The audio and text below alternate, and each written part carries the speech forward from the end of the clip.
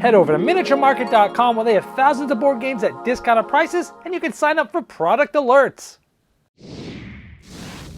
Hello my friends, it's the Game Boy Geek here. It's been about 7 years since I did my last top 100 games of all time. I can't believe it's been so long. I've reviewed over 1,000 games since then. I've played a lot of games, and it's time to make another list. Even if I made this list every other year, it would be very different. So after 7 years, it's gonna be completely different. You know that. So today we're gonna do 101 to 91. So we're gonna do my 101 best games of all time. Now I'm gonna be doing this thing in a different format. First of all, I'm gonna do 2 videos for every segment. So we're gonna have a video where I'm gonna do basically telling you about the games in that 10 game chunk.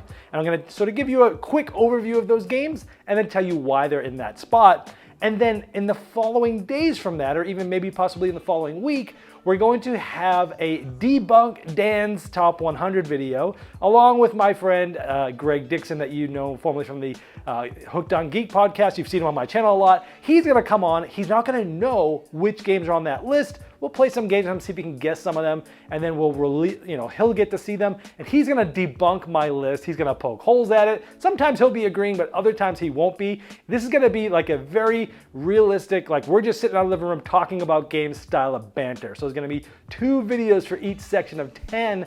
I hope you're looking forward to this. Let's get started.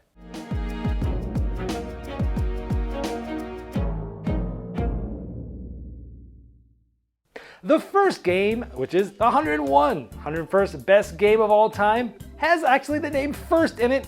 Oddly enough, actually, this was on purpose. This one is called Why First? So why is this game first on my list and my top 101 games of all time? Because it is very memorable. In this game, you are trying to race down the track, but you're not trying to be first. You're trying to be second. And crazy because you play multiple rounds, and at the end of the game, if you're in the lead, you don't win. Because why first? You actually win the game if you're in second at the end of the game. This game is just a fun, light filler game where you are simultaneously playing cards on other players, possibly yourself, and you're moving either forward or backwards depending on that. There's a lot of groupthink, there's a lot of trying to figure out, ooh, they're up, they might think I'm up, so they're gonna do this, and I think they're gonna do that, so I'll do this. A lot of bluffing, double bluffing, thinking what we're gonna do. And it's just silly, it's fun, it makes memorable moments. There'll be times in this game that you'll just remember forever because they're just so fun. It feels like it can be random, but it's actually fun to watch everyone's strategies sort of collide at the same time. And another reason why it's on this list is it's one of those games that is like nothing else. This game makes you think completely different from every other game because it's like, I don't want to be first, I just want to be second. And that simple thing just changes this game on its head. It is a blast. It's one of the best filler games ever. Unfortunately, it's out of print now, but it is a fun 30-minute quick filler game that you'll be laughing and joking, and it's just a blast. Why First from AEG. All right, number 100 is another light game, but it is also one that plays like nothing else. This is Happy Salmon. My channel's all about breaking down barriers and growing relationships through board games because I've seen how board games transcend everything else and can bring people together on common ground. And this game, more than anything, this is the #1 best icebreaker game in the history of the world. This game is amazing. It is silly. You're trying to basically get rid of all your cards, and your cards will say silly things like, high five, and you'll be looking at people going high five, high five, high five. Sometimes it will say pound it, where you're pounding knuckles with others. Sometimes you're switching a roux, trying to swap around the table with other people, or the patented Happy Salmon, where you slap your hands together like it sounds like a salmon swimming upstream. It is dead fun. Here I'm showing you some playthroughs that we did with both just, a normal size game and then putting both games together and having like a 12+ person crazy playthrough. This game is, again, it is silly, it's fun. It literally takes like 2 minutes to play, about that. That's literally really right. But you'll play it multiple times in a row. And it's just a blast. You cannot not have a good time with this. You won't. You'll be laughing the whole time. Plus there's that variant, the silent variant, where you don't say anything, you just go. And it's just like, you're just giggling your butt off.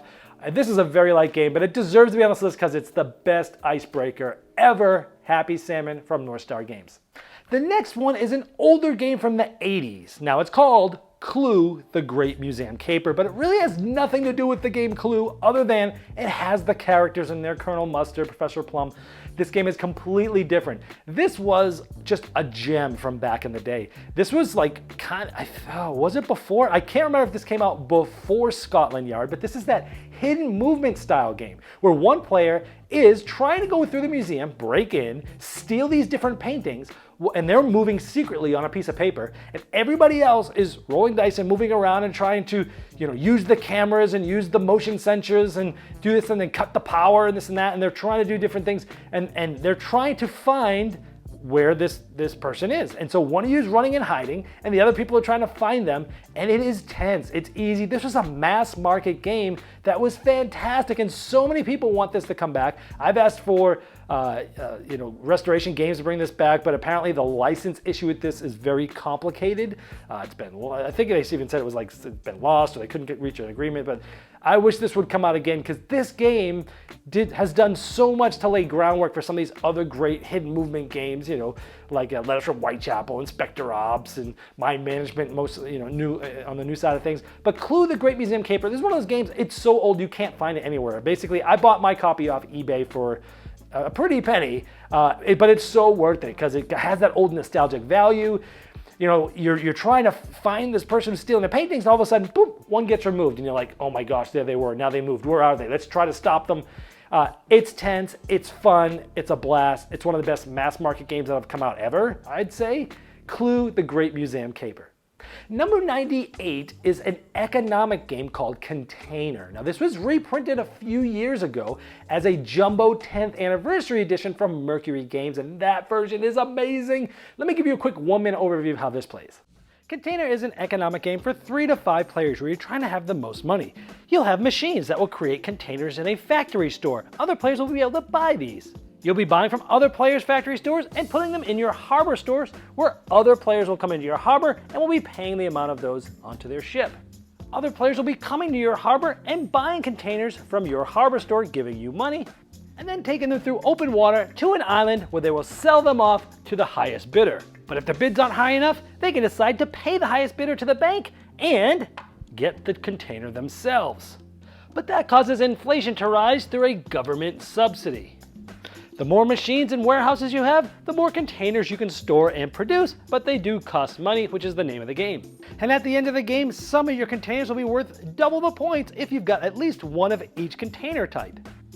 But be careful because the containers you have the most of gets thrown overboard off the island because you had too much of it and are worth nothing. Yeah, this jumbo version, it helps a lot, believe me, because having those humongous resin ships sitting on the borders, it's almost obnoxious how amazing this looks on the table. But the game itself, even take the cool components out, it is a fantastic economic game where what you do affects everybody else, and what other people are doing can affect your decisions. You might go in it with a strategy that you like to do, but based upon what other players do, you're gonna have to react and change, and hey, well, this person's doing this over there, well, I'm gonna go over here and undercut them. Or, you can have different strategies, and you don't even have to really focus on containers, which is the name of the game, because it's whoever has the most money at the end, right? And so you can make a lot of money from the factories and doing this and that, and maybe focus just a tiny bit on containers, or you can go heavy in on containers, lots of different strategies. The economics of this game is amazing. It's just fantastic. It's one of the best economic games for me personally. It's pretty streamlined. I did a rule school if you want to see the whole thing, but this is a great economic game. The coolest thing here is when you're building up all these containers that you're storing on the island that you get, and the one that you have the most of get thrown overboard. And so you have a secret agenda as to like which ones you want, and you can't just go for everything. It's almost like why first in that regard. But this is a fantastic economic game, Container. Number 97 is an oldie but goodie from one of my favorite, and some would say one of the best game designers in the history of Earth, Sid Sackson. This is Acquire. This is his magnum opus. This game came out, I think, in 1964. The version I have is 1968. I got it at a Savers store, which is like a Goodwill, for $3. I actually had a newer version, but I like the older version better. In Acquire, you are trying to basically influence businesses, hotels essentially, that are building up around the city.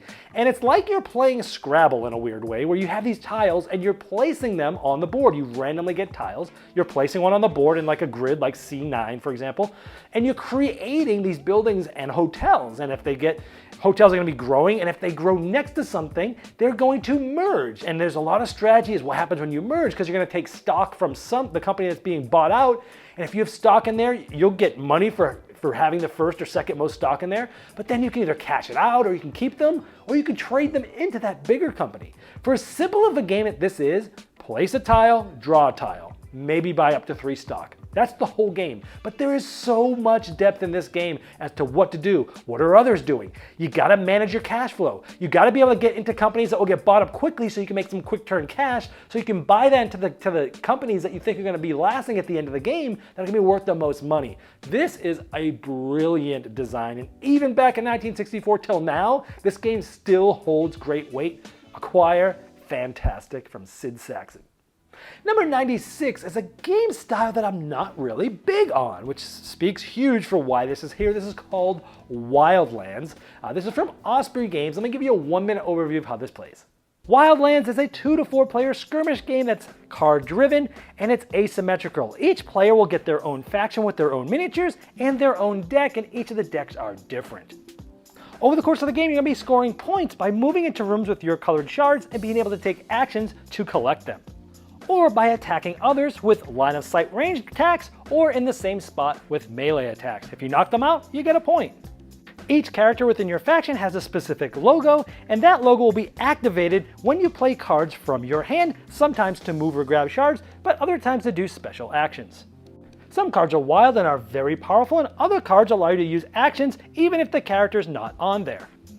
And each faction has their own characters with their own level of health that other players are trying to diminish all the way down to 0 in order to claim them and points.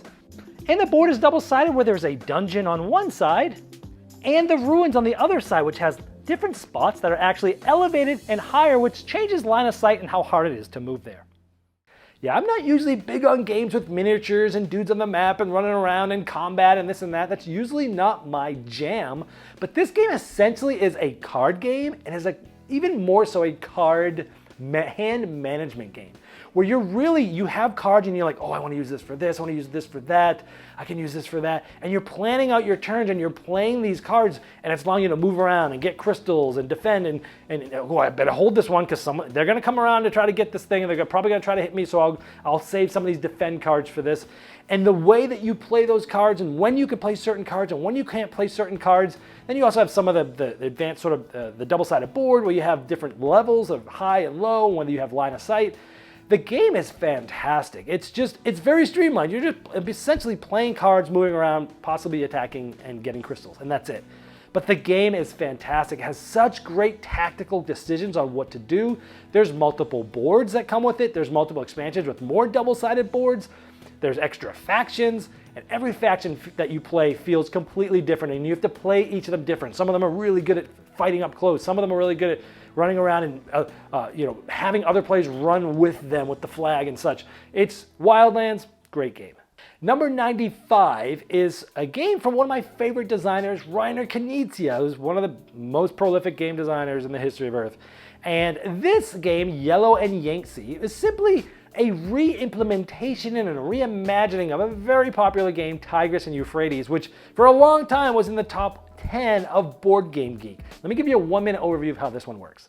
Yellow and Yangtze is a sister game to the popular Tigris and Euphrates for 2 to 4 players, where each player will play one of these different leader types throughout the game. Over the course of the game, you're going to be placing certain leaders out and possibly placing tiles to gain you points of cubes of those colors that you'll be keeping secretly throughout the game. You'll also be getting points each round if you're able to make a triangle, create a pagoda, and this player will score 1 cube of that type every round until somebody breaks it up. If you don't like what's going on in a state, you can come in and cause a conflict with the same leader type to see who will boot the other one off. Or you might want to gain points by combining 2 different states by trying to knock out the leader of the same color that is now one big state. Not only do the leaders of most colors have special abilities, but so do most tiles that you keep behind your shield. And at the end of the game, yellow is wild, you put them where you want, and the color with the lowest amount of cubes is your point, so you must diversify. Yeah, this game is fantastic. It's got Vincent Dutrait art. The board's beautiful. The components are nice tiles. You're drawing out of the bag, you're placing tiles, but you've got to try to figure out the best strategies. And each of them have a bit of a special ability. And so you're trying to, and in the best part about this is in standard, Reiner Knizia form, your lowest score of any of the colors is your score, very much like Ingenious and Axio and many other games that have used this since then. And I love that aspect because you can't just get really good in doing one thing. You've got to spread yourself around. Of course, yellow and Yangtze, yellow's a wild color here, so you're trying to get a bunch of those as well. And you're trying to position yourself and get into battles at certain parts and be able to be on the winning side of those battles. There's a little bit of table talk, there's a little bit of going here and there. And it's just really cool. Sometimes you can have battles within a city, but then you can have some that fight two different cities and such. This game it's very simple in the mechanisms of placing the tile and possibly using the special ability and trying to get the cubes of each of those colors to score. But the game has so much depth. It has a lot of tactics. It has some longer term strategy. And again, that Reiner Knizia scoring is just amazing. Yellow and Yangtze. Number 94 is sort of a re-implementation and a reimagining of Between Two Cities. And this is Between Two Castles of Mad King Ludwig, which essentially mashes together Between Two Cities and Castles of Mad King Ludwig by two different publishers. This was crazy. Let me give you a 1-minute overview of how this works. Between Two Cities is a 3 to 7 player drafting game with a variant for 2 players where you're going to be drafting tiles and building 2 different castles, one with the player to your left and a completely different castle with the player to your right, but you're trying to get both of them to be as high as you can because the lowest score between the two of them is your score at the end. And each of the different types of rooms score differently, whether having things above or below it of specific types, or surrounding it, or connecting it, or having certain things all around your castle, having a variety of different things, or having things being surrounded or above or below. And when you place 3 of the same type, you get a very special bonus that only that type of room can give you. And if you have even 5 of a type, you get to place special rooms for big points. And before you take your tiles to draft, you talk with both partners left and right as to what you think you're going for, and maybe even what you passed that other player to give them some information about how you're going to work together. It's a very collaborative game with your 2 players to your left and right. Yeah, this was just so fresh when it came out because I hadn't seen a whole lot where one publisher gets with another publisher and they use their theming and their sort of IP to go with this other game that they designed and then made it different but made it fit thematically. This game is fantastic. I loved Between Two Cities, but this one takes it to another level. This is much more of a gamer version of that, where you're trying to build this castle, but you're not just building castle, you're between 2 castles. So you're building a castle with the player to your right, you're building a castle with the player to your left, and then you're drafting, and you're trying to set yourself up, be like, which 2 am I gonna take? Ooh, this one will work good over here, this one will work good over here, and I want to leave these tiles with them because then they'll be able to piggyback and play this one. And it's just so interesting that you're flipping the tiles over simultaneously, you're working with this player, you're working with that player, it's semi-cooperative. We just talked about Reiner Knizia scoring, and this is interesting too because the smaller score of each of your 2 castles is your score. Again, used from Reiner Knizia's original thing. This is where that got from. And so again, this game is fantastic. It looks awesome. It's fun to build the castles. Everything's super thematic. You don't want to have the napping room next to the, the music room and things like that. This game is just fantastic. Between Two Castles of Mad King Ludwig.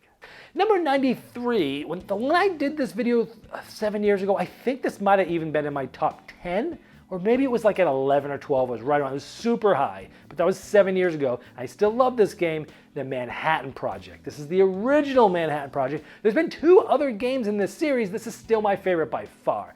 This is a worker placement game where you're placing workers, and this was one of the first ones that really did a lot of things with different types of workers. Like there's engineers, and then there's contractor workers, and then there's universities, there's teachers, and there's different types of workers that can go in different spots. And essentially, this is the Manhattan Project. You're trying to build plans for bombs. Now, you don't actually end up using the bombs, but it's just building them. And it's a worker placement game where you're building up buildings in your own board and giving you more places to go. So as the game goes on, it has a great arc, but it's actually a racing game because the first one to a certain amount of points, depending on the players, wins. But there's also some things that you can go on there, and you know what? Other players are building these cool buildings. You can go and espionage and use their buildings for them instead of them kind of blocking them from using their own buildings, but you get the advantages. And it's just this fun aspect of drafting cards too, trying to draft these bombs. This was a great game that has some economics to it as well, but worker placement with a decent amount of player interaction, and it's still a great game, The Manhattan Project. Number 92 is a game from AEG called Space Base. This uses a mechanism that I love where you roll dice and everybody sort of gets to use them. Let me give you a 1-minute overview of how this works. Space Base is an engine building, dice rolling game for 2 to 5 players where you're trying to get the most points and get all the way to 41st. On your turn, you'll be rolling dice and taking the sum and taking what's there, maybe money, or you can split them up and use them individually and get things like points and some special abilities.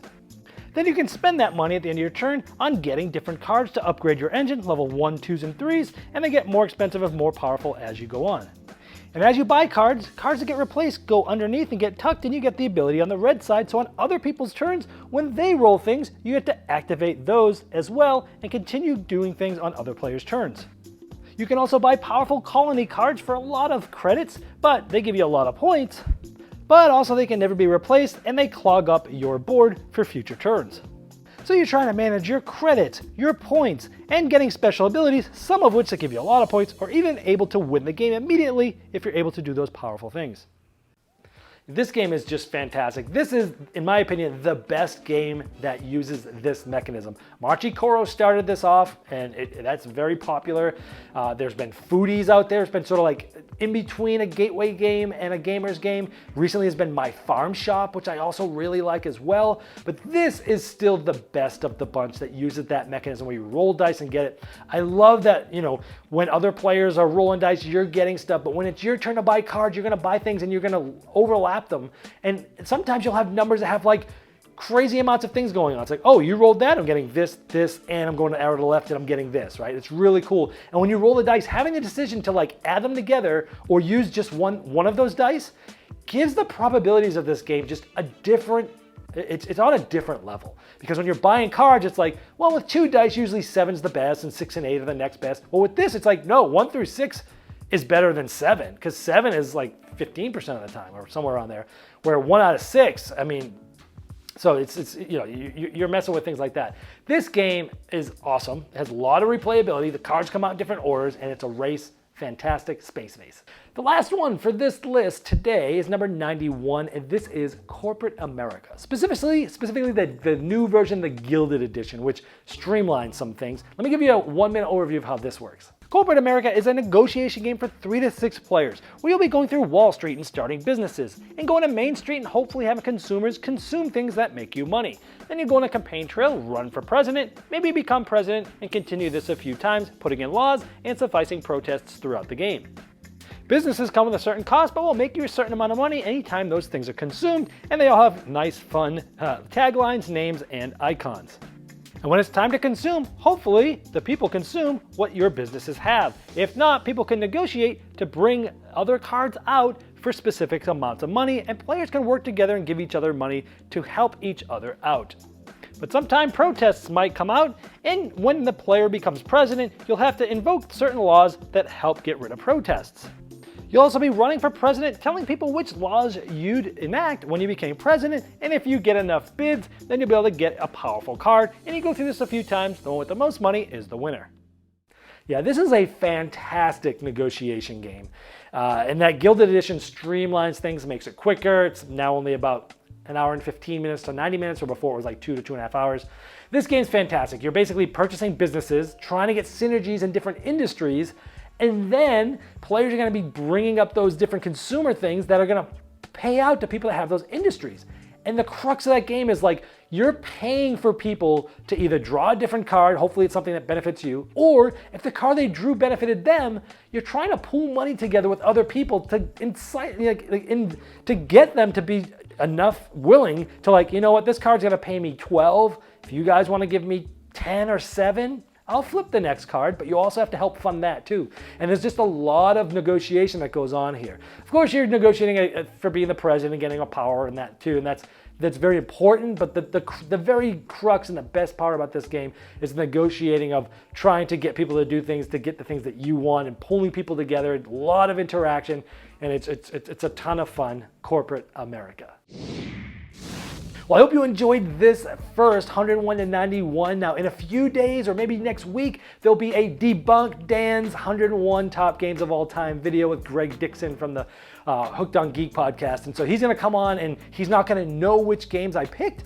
We're going to try to play some little games with him, see if he can guess some of these, but we're going to get his reactions, and I know that we're going to disagree on a lot of things, so this is going to be sort of just a fun sitting around the living room talking about my list and watching him poke holes in it. It's going to be tons of fun. You'll also get his thoughts on some of these games as well, so we'll see you next week. This has been the Game Boy Geek, breaking down barriers, growing relationships through board games by helping you find the next one you'll love. Game Toppers not only transforms your existing table to a high-quality gaming solution, they now offer full leg kits and dining cover solutions for the full table application. Paired with their amazing, thematic, premium stitch edge mats from noted board game artists like Vincent Dutray, collapsible cup holders, and really cool accessories, it's a complete system that upgrades every game you play. Go to GameToppersLLC.com or click the link below.